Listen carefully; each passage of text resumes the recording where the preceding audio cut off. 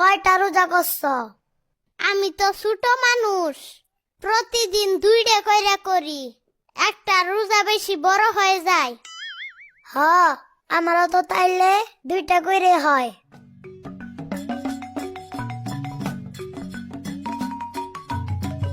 কাকু, আপনার মাথার চুল গেল কই? বাতাসে উড়ায় নিয়ে গেছে। তোকে কোনো সমস্যা?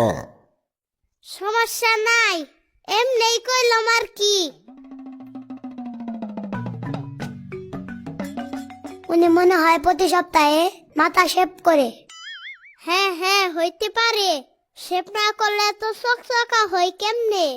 না না, পুরা লাইটটা টানে।